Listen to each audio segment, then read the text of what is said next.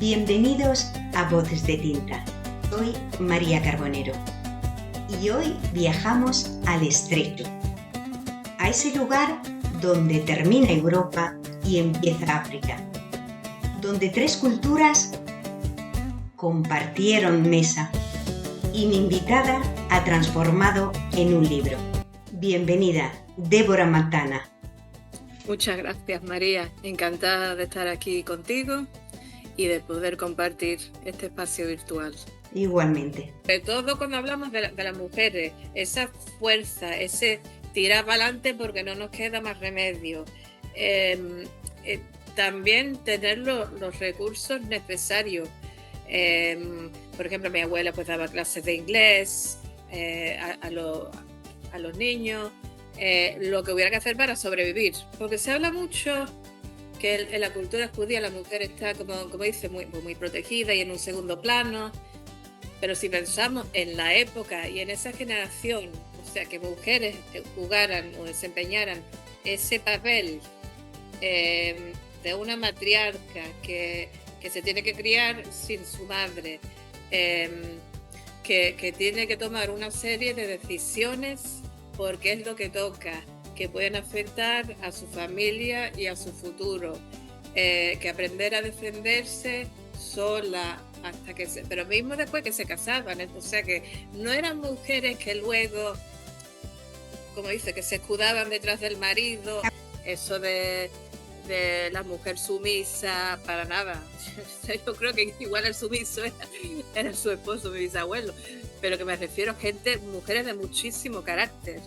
Y una cosa, Débora, se llamaba Camille, ¿no? Camila.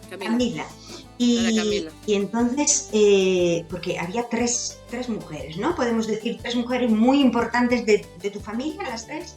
Sí, exacto. Sí. La otra era mi abuela, Simi Ben-Sekri. Ok. De la que pienso que he heredado una sensibilidad por todo lo que es el arte, tanto en pintura como en poesía, como en literatura. Y te lo digo porque estábamos antes hablando con la historia de las bufletas de la esposa del hermano de Camila, que pintaba. Mi abuela también dibujaba de joven. De hecho, todavía tengo la mayoría de sus retratos en mi casa.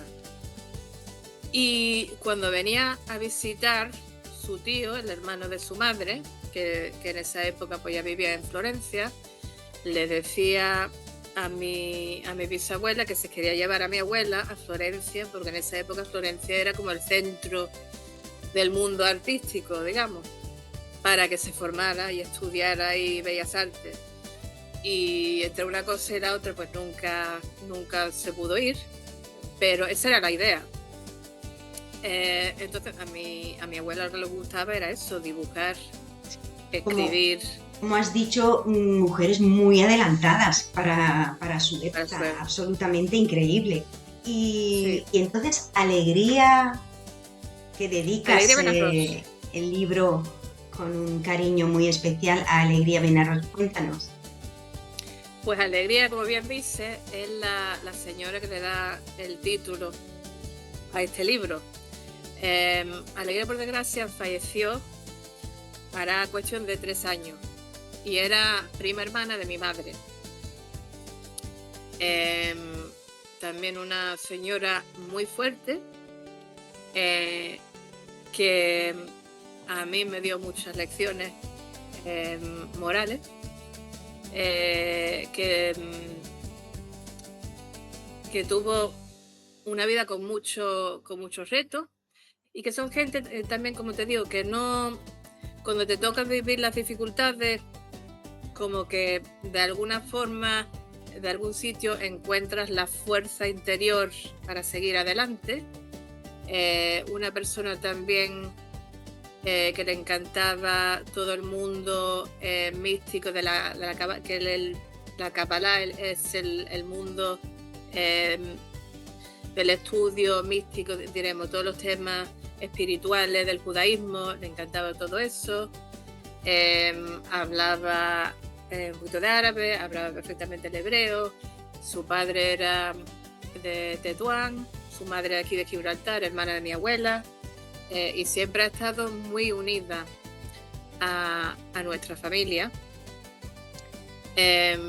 Y también personas que se salen un poquito de lo que es la norma, que yo soy un poquito así, cabra loca a veces, que no sigo por donde van todos los demás, las ovejitas, pero me salgo un poquito del molde, pues ella era un poquito así, diferente.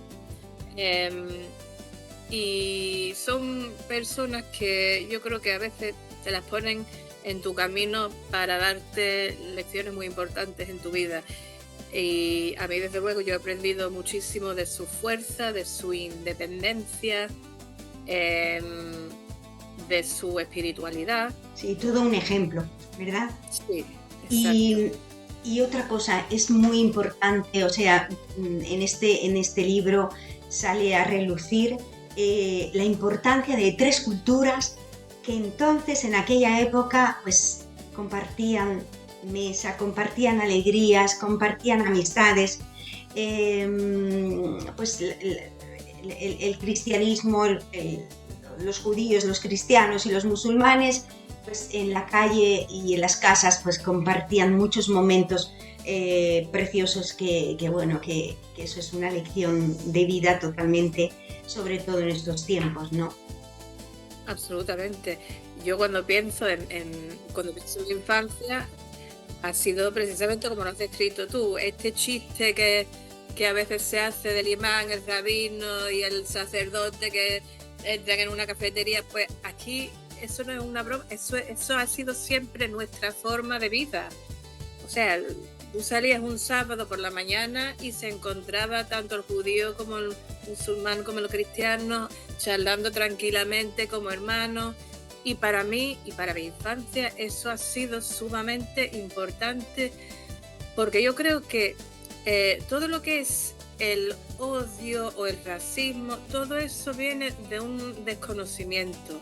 Cuando hay una convivencia, cuando hay un entendimiento, cuando tú te sientas a hablar con tu vecino, ¿por qué celebramos tal fiesta? ¿Por qué no se come carne en esta época?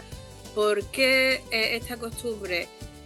Yo creo que la herramienta más poderosa que tenemos para erradicar el odio y el racismo es eso, la convivencia y el conocimiento del otro y entendernos. Y el compartir, ¿verdad? El compartir. Exacto. Siempre que hay esa conexión, esa cultura. Por ejemplo, yo fui al colegio con compañeras musulmanas, como la ocurrida Alessandra, musulmana, cristiana, hindú también.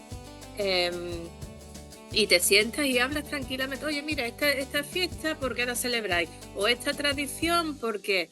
Y siempre que hay un conocimiento y un respeto y un valorar la cultura del otro, mientras haya eso y mientras haya una educación, una formación básica, yo creo que eso es lo que hay que mantener hoy día. Se habla tanto de ideologías, de política, pero cuando realmente esa es tu vida y convives el día a día con esa forma de vivir, y te lo digo porque es lo que he vivido en mi familia. Mis abuelos tenían amigos de todo tipo de religiones y de entornos, y al contrario, cada uno conocía a la familia del otro.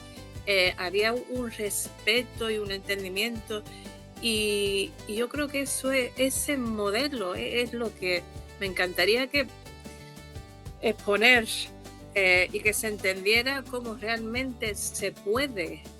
Pero obviamente nosotros con la ventaja de que estos han sido lazos que se han ido forjando durante siglos. O sea, esto no es algo que pasa de la noche a la mañana. Requiere una habilidad, una paciencia, un cierto conocimiento de la cultura del otro, estrechar esos lazos, el respeto. Y lo que te digo, para nuestra generación igual nos hemos encontrado ya este regalo, pero esto ha sido algo que ha requerido muchísima paciencia y esfuerzo y trabajo para llegar a poder disfrutar de esos lazos, de esas relaciones y de esos conocimientos de la vida y de la cultura y de la historia del otro. Y siempre y cuando hayan esas bases, una convivencia de tolerancia y de respeto, cuanto más conoces a tu vecino, más quieres que esté bien, que esté tranquilo, no quieres que sufra ningún daño, igual que él tampoco a ti. Y ese modelo es el que para mí era importante resaltar en este peñón, que la gente realmente conozca cómo se vive. ¿Qué pasa? Que el judío era el que hacía los negocios, el marroquí era el que le ayudaba con cuestiones prácticas, el cristiano cuando había que arreglar algo en la aduana. Es nuestra forma de vivir y uno depende del otro, y la supervivencia de nuestra sociedad yo creo que consiste en eso, en reconocer el valor del otro y saber que somos, siendo un pueblo tan pequeño, que podemos tener nuestras dificultades, podemos tener opiniones diferentes, pero al fin y al cabo hemos convivido durante siglos. Nuestras culturas son culturas primas hermanas, nos conocemos prácticamente como hermanos. Y qué mejor manera de exponer toda esa historia que contándola a través de un viaje culinario, intercalando ese viaje con las historias que recogen los mensajes que yo he querido contar a través de los personajes de los cuentos. Súper original. Yo creo que lo que tiene de innovador y de especial es que cuenta la historia a través de los ojos de ambos lados, de ambos continentes, de ambos lados del estrecho. ¿Me podrías enseñar, disculpa, el libro? Voy a enseñar, por ejemplo, el principio de algunas de las historias. Hay una que se titula Sopa de Piedra, que habla de la amistad. A ver si lo encuentro un momentito. Este es el de las mufletas. Esa es la receta de las mufletas, para abrir el apetito a estas horas de la tarde.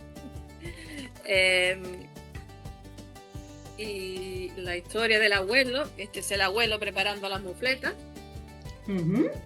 Por ejemplo, te muestro el cuento de las rosquitas, que como te digo, para mí es el que más me toca, más emotivo a nivel personal. Tiene muchas imágenes de artefactos religiosos. Por ejemplo, esta lámpara la solemos encender para las fiestas de Hanukkah, que suele caer en diciembre, las fiestas judías, y encendemos velitas, y esta es una lámpara de origen marroquí. Estamos llegando al final de esta entrevista tan interesante y me gustaría dar las gracias a estas mujeres de otras generaciones que han hecho posible que hoy estemos aquí, que Débora haya escrito estas historias en este libro y que yo tenga el placer de entrevistarla. Y nada, Débora, felicitarte y darte las gracias porque ha sido verdaderamente un placer. A mí solo me queda agradecerte, María. El placer ha sido todo mío, por darme esta oportunidad para compartir lo que ha sido un viaje muy emotivo y muy interesante, y animo a todo el mundo que compre el libro Sabores de Alegría del Estrecho y que me acompañe en este viaje. Y un beso a todos. Muchas gracias de nuevo, María. Gracias a ti. Legado permanece, aunque a veces no sepamos nombrarlo, y el tributo llega tarde o temprano, cuando alguien decide escuchar lo que otros callaron, cuando alguien se atreve a mirar atrás sin miedo y sin prisa. Hoy hemos sido testigos de ese instante, de ese puente invisible donde los que fueron y los que permanecen se reconocen al fin. No ocurre muchas veces, quizá solo una. Gracias, Débora, por sostener la memoria por enseñarnos que honrar también es una forma de amar. Gracias, María, un placer.